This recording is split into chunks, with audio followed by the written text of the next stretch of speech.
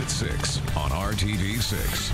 And we begin at 6 with American Senior Communities breaking its silence about the federal investigation underway. Agents raided the home and office of company CEO James Burkhart. The company releasing a statement today saying its priority is to continue providing excellent care to patients and residents. ASC is fully cooperating with the government and is conducting its own review to ascertain the relevant facts.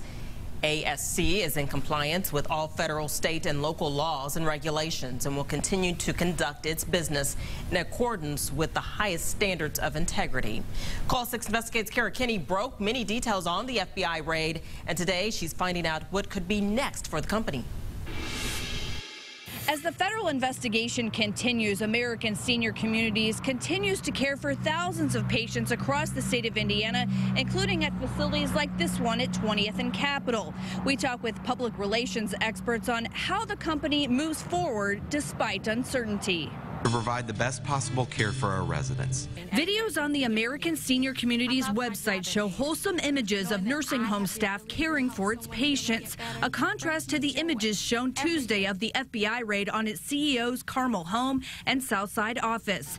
Jennifer Deswaner works for public relations firm Borshoff, specializing in crisis communications, and says an FBI investigation is considered crisis level. If you just found that somebody was under investigation is already scary enough, but once you throw FBI or any kind of federal authorities in there, it definitely has a whole nother level of interest for everybody. Thus far, the investigation appears focused on financial matters, not on patient care, something Deswaner says may help American Senior Communities' image. In this case with care communities, if you have a crisis that's related to how patients are being cared for, it's very different from should this be like a financial issue.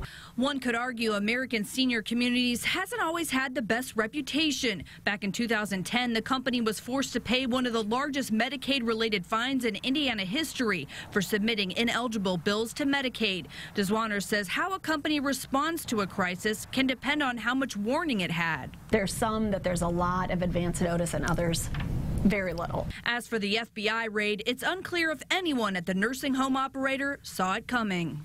The investigation could take weeks or even months, but at this time, no arrests have been made and no charges have been filed. I'm Call 6 investigator Kara Kinney.